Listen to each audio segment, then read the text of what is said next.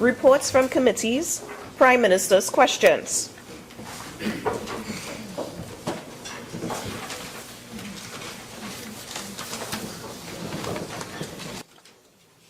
The member for Barataria Sanwa. To the Honourable Prime Minister, having detailed the numerous financial difficulties plaguing the state-owned petroleum company Petrotrin, can the Prime Minister elaborate on the source of funds that will be required to finance the increase in payroll expenditure by 80 million per year?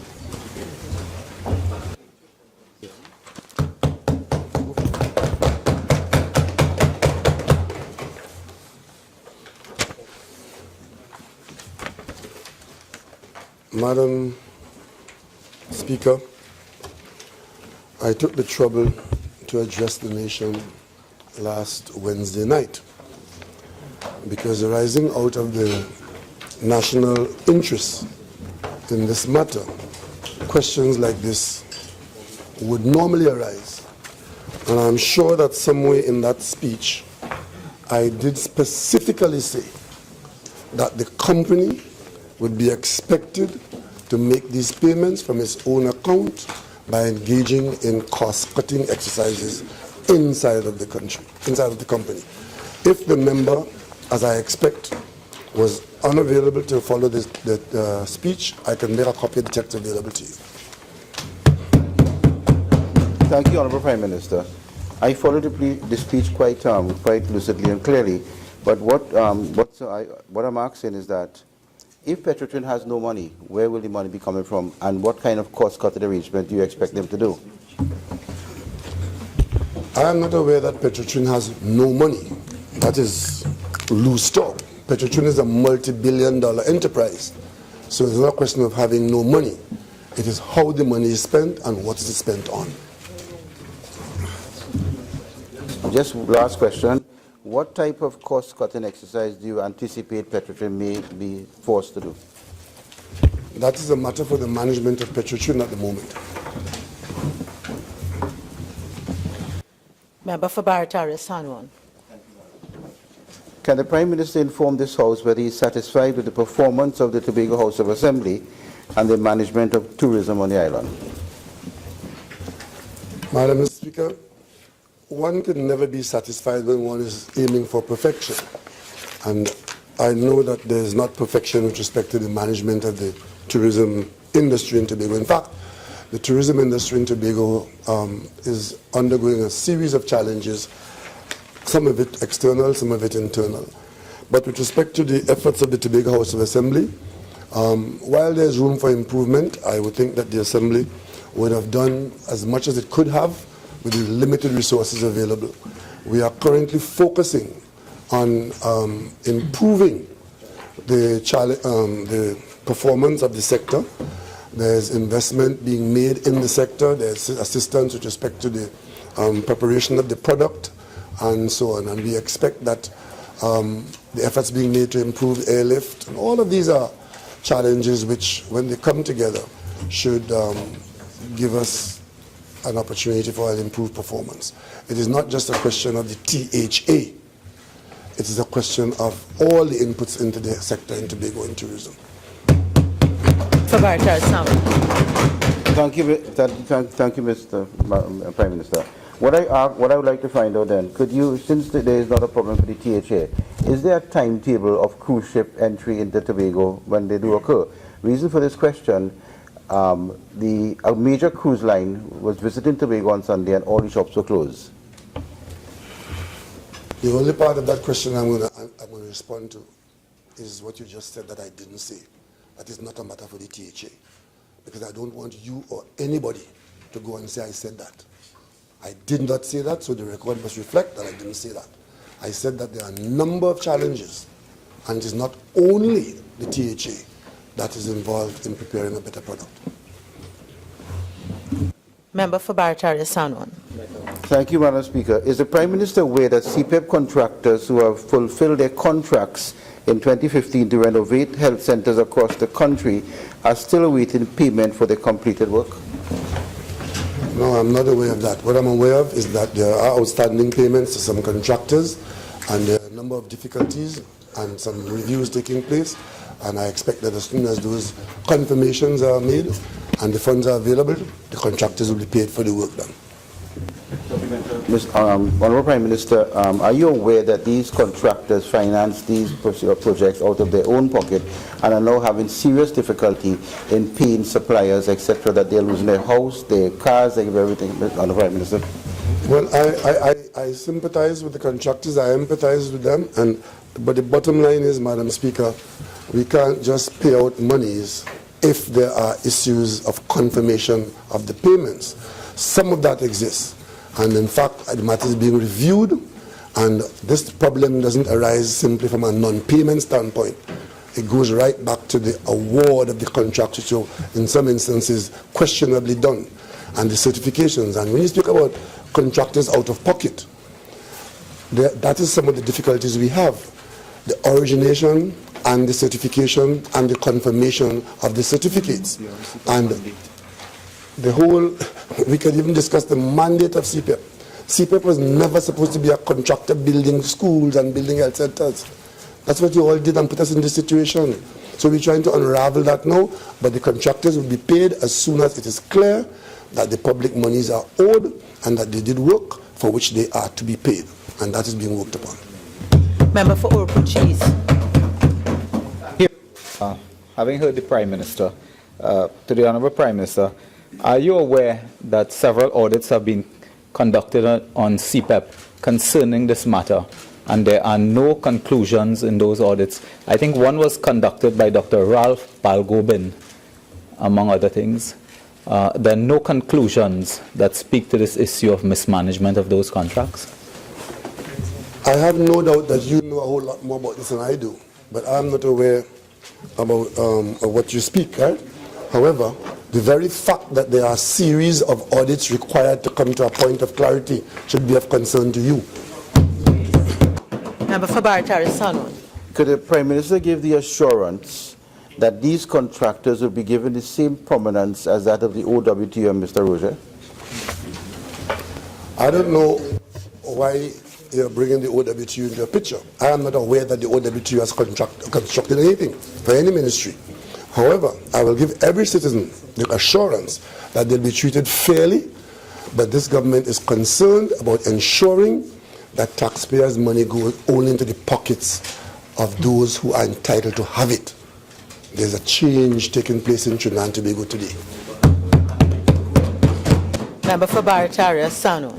Prime Minister, Honourable Prime Minister, can the Prime Minister inform this House whether there has been any decrease in the registered earnings of the National Lottery Control Board?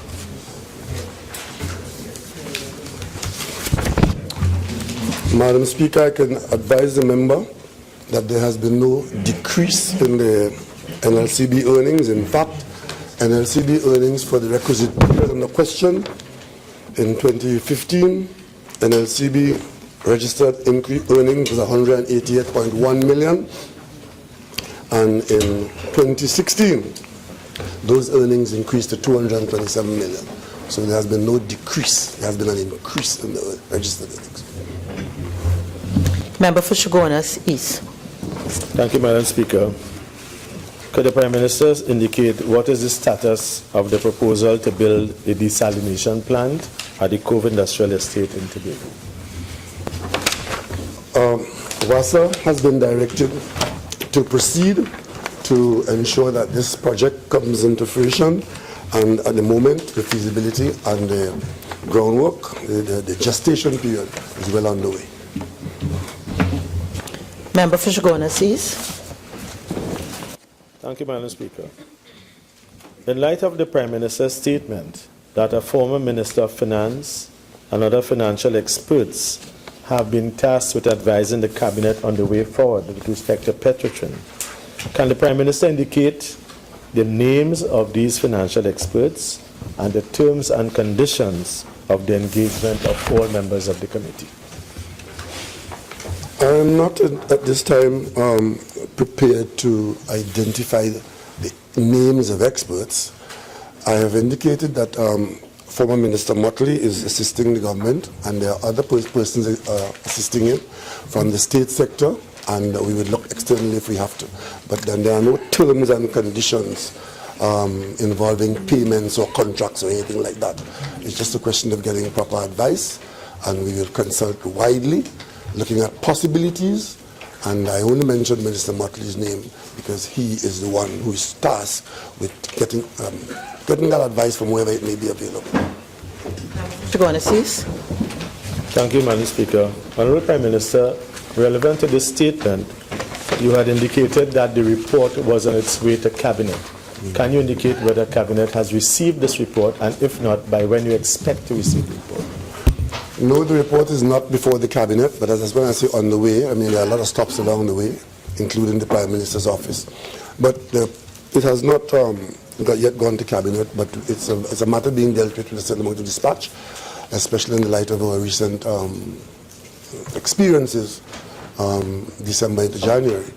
So we expect that in the very near future, the Motley report will be before the Cabinet. Member for Shigona cease. Thank you, Madam Speaker. Honourable Prime Minister, is it your intention to lay that report for public viewing or into the Parliament of the Republic of Trinidad and Tobago? Not at this time, but the report will have to first be, the report is really meant for advice to the Cabinet. And based on the nature of the report and its contents, I will consider that.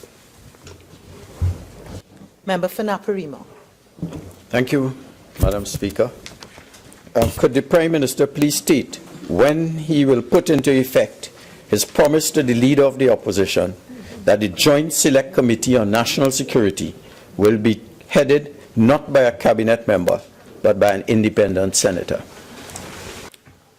Oh, I'll do that as soon as I'm in better understanding of the machinations behind that request, which caused that promise to have been made.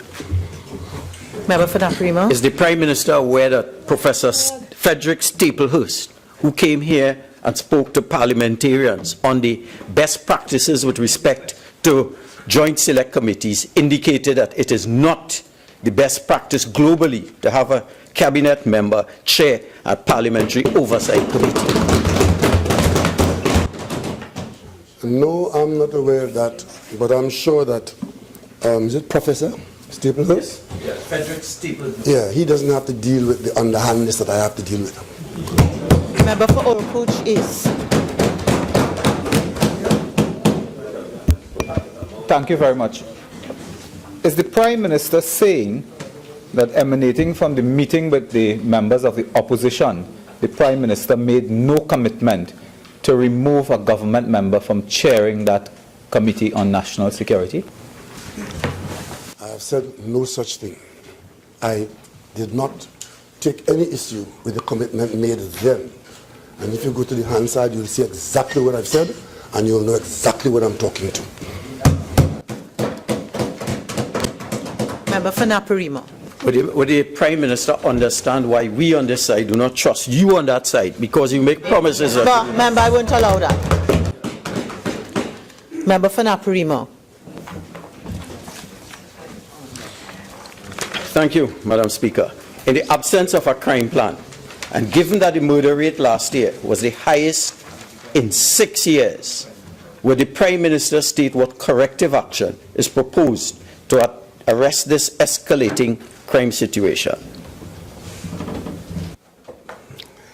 Madam Speaker, for the nth time, I would like to tell my colleagues on the other side, we have no intention of committing any crime from this side of the country.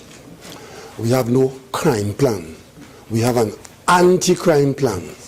And the anti-crime plan is, as we have said, that the responsibility for responding to the criminal element and the widespread national conduct lies with the Trinidad and Tobago Police Service, and the government will move everything possible and do everything possible and leave no stone unturned to allow the police service to become more efficient in responding, so that the police service can become more effective, and also in getting better information gathering, and also with respect to crime detection so as to eliminate the threat posed by the criminal elements that is widespread across the country. The government's approach is to ensure that the country has a better, more responsive and effective police service and security agencies. Member for Naparima. Madam Speaker, I heard that the Prime Minister said that you do not have a crime plan, and so therefore I will ask if he's denying authorship of the document, the 10-point crime plan. Well, if you had that, what are you coming to ask me that for? Member for Oropouche East. Madam Speaker, you need to protect us now from this member for Diego Martin West. I just wanted to ask the Prime Minister if he is aware of a 10-point crime plan published by the People's National Movement. I have one. You understand that things are not to be displayed without leave. Okay. Secondly, I believe that question was just asked by your colleague on the bench. Do you wish to ask another question as a supplementary question? Okay, thank you. Member for Tabakit. I'm scared. Mr. Prime Minister, in light of the fact that you said that you have said that you're not satisfied with the performance of the police service, and in view of the fact that you are head of the National Security Council, what have you done, using your own words, to provide the kind of support and resources that you believe that the police do not now have that will make them effective in the country? Madam Speaker, I don't know why members on the other side are trying to say I said what I didn't say. In answering the question, I don't want a soundbite that I said I am not satisfied with the police service. You may have inferred that from what I said, and you'll be right. However, you might be, not might, you'll be right. However, but don't say I said that, because I didn't say that. Anyway, the inference is correct. However, what do you think is that one of the main areas that we are focusing upon is the whole question of information gathering about who is involved in planning and executing criminal activity in Trinidad and Tobago. Because the biggest part of the problem that you're focusing on, which is violent crime, has to do with gang activities and persons who come together, conspire and execute heinous actions against citizens. The police needs to have information, and the information gathering aspects of the state, we put a lot of effort into that, and we have in fact made some significant expenditure on the information gathering side. We are also focusing on the quality of the personnel in the police service, and we are also improving the whole question of accountability within the police service, and we are spending time and effort in ensuring that the basic inputs into policing are there, and it's against that background that we have just commissioned and about to initiate a manpower audit of the police service, so that we can know that the resources, which are quite considerable, both human and financial, that those resources are in fact directed in the best way to the problem that we are trying to address. That's where the focus of the government is at the moment. Member for Point-a-Peer. Thank you, Madam Speaker. To the Honourable Prime Minister, can the Prime Minister state the specific plans, if any his government intends to implement to protect both the local and foreign participants during this carnival season and beyond?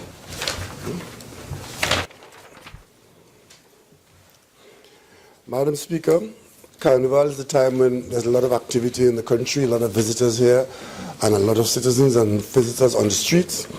And during that period, before and during, there will be a significant increase in the joint police and army patrols to ensure that the venues and locations heavily trafficked or occupied by persons will have a sufficient level of security eyes and ears and personnel on the ground, including K9 patrols and so on. And the Defence Force Reserves will be called out. I think I have already called, that's been done already, and that will go right into Carnival, which is quite normal. And we intend to have significant involvement of mobile and foot patrols. Member for Point-a-Peer. Thank you, Madam Speaker. To the Honourable Prime Minister, to the Prime Minister state when the Natural Gas Master Plan will be brought to the Joint Select Committee on Energy Affairs of the Parliament. Thank you, Madam Speaker. Madam Speaker, I'm aware that not too long ago in this very House, I did indicate to colleagues that the Gas Master Plan would be brought to the Parliament. I maintain that position now, and there's only this master plan has been the subject of considerable work and review at the level of the Cabinet and the Energy Subcommittee of the Cabinet, and we are awaiting one more interaction with the experts who are on their way here in the next before the end of this month, and as soon as we've had that interaction, that we would bring the master plan to the Parliament. So I can say today that we'll bring it here by March 31st. Member for Point of Peer. Thank you, Madam Speaker. To the Honourable Prime Minister, could the Prime Minister state the reasons for the non-collection of approximately $35 million in payments owed to the state by Swiss offshore drilling contractor Transocean for the mooring of 9 ships off the coast of Chaguaramas since the beginning of 2015, especially at a time when the nation continues to suffer with the shortage of available foreign exchange? Madam Speaker, I'm not aware of any $35 million in payments to be the non-collection, because the statement is non-collection of approximately $35 million. I am not aware of that non-collection. What I do know is that there's some proposal for the mooring of these ships, which would bring some kind of revenue. The idea is that that matter is now before the FNGP, where the conditions, the terms and conditions are being considered, and if agreement is had that we should, in Trinidad and Tobago, become a place to park ships in the way that is being suggested, then at that stage, costs and payments would come into effect and become due. But I want to caution members on the other side not to get up and tell the country that we are foregoing money that we should have in this way, because a government before this government bought a building in Canada, a house, and the fuel from that house, hydrocarbon products, polluted an aquifer. And up to this day, taxpayers in Trinidad and Tobago are paying millions of dollars to try to restore, and we can't even sell the house or occupy it, and the neighbors around have made millions because we bought a polluting house, and now we're paying the bills for years and can't get out of it. We even asked the Canadian government for help, and they couldn't help us in that matter. So to bring ships here and park them in the Gulf, ad infinitum, with all the ramifications of potential pollutions of Venezuelan waters and so on, we have to consider this very widely to ensure that we don't grab at a dollar and end up with an expense of $1,000. Member for Couva South. Thank you, Madam Speaker. Given the recent remarks by the chairman of Caribbean Airlines that the Trinidad and Tobago air bridge is unprofitable, could the Prime Minister inform this House whether the government intends to increase the price for passengers traveling on the air bridge? Madam Speaker, all members of Parliament, should be seized of this very simple fact. It is not the chairman of CAL who is determining that the service is unprofitable. The situation is that the chairman of CAL was asked a question as to what is the real cost of a ticket to Tobago, what is the operating cost, and he indicated that the cost to the government is $600 to $700. We all know, as established by the government for years, that passengers are made to pay $300. So in fact, there's a $300 subsidy on each ticket. And there's nothing else that could be ascribed to the chairman of CAL's comment. And the final part of the question is, this government has no intention at this time to make any fare increase. However, it is quite likely that persons who have been making bookings for convenience and making block bookings and not turning up at the airport, inconveniencing other travelers and wasting seats on the plane, we have to look at that to ensure that that kind of situation doesn't continue. And if you book and you travel, you get the subsidized fare. If you don't travel, then you may have to pay, like any other airline, pay a cost for the inconvenience that you would have cost and the loss of money which you have incurred.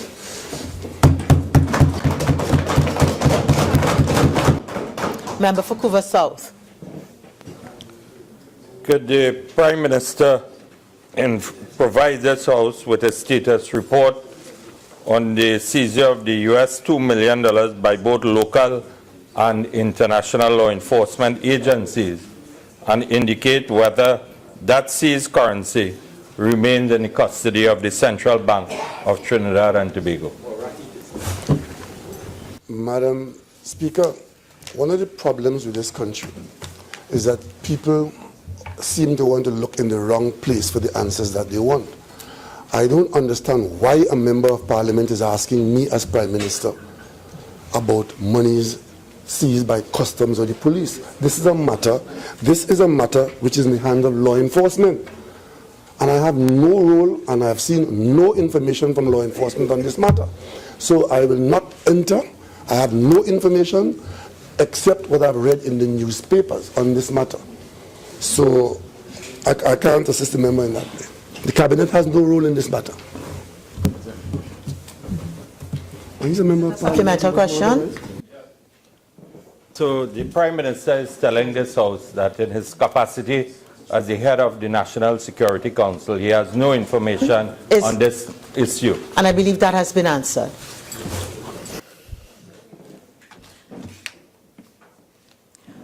Members, the time has expired for 2:04? Okay. Therefore, we move to Couva South. Thank you, Madam Speaker. In light of the decision by the Royal Bank of Canada to downsize and send home workers, thus adding to the list of unemployment persons in Trinidad and Tobago, could the Prime Minister please advise this House when will the amendments to the Retrenchment and Severance Benefit Act and accompanying pieces of legislation be placed on the government's legislative agenda?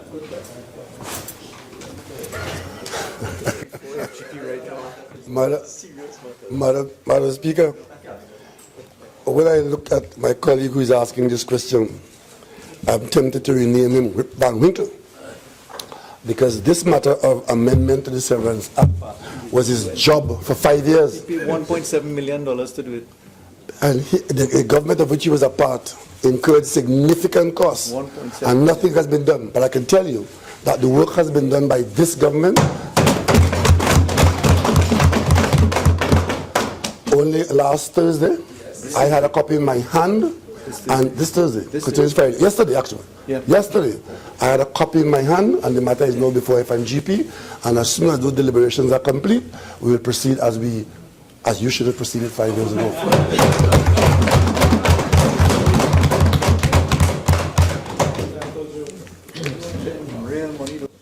Member for Couva South.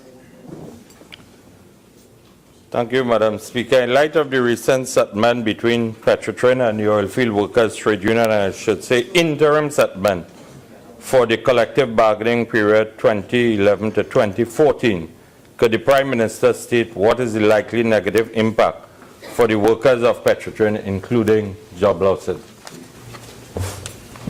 Prime Minister.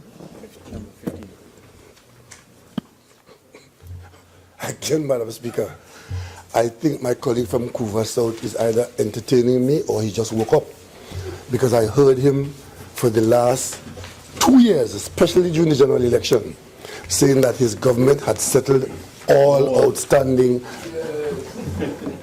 The man campaigned for a whole year in a general election, saying that his government has settled, and the Prime Minister, listening to that, had been saying at the time that they have settled all outstanding matters. And we kept asking, which are these matters that you have settled? And now he's coming to ask me when I'm going to settle. I'm answering the question. 2011 to 2014 is part of the settlement that you had done of the all that you had settled. Remember when you had settled all? They had settled all. So I presume, Madam Speaker, I presume that 2011 to 2014 was settled. Members, it's time for Prime Minister's question.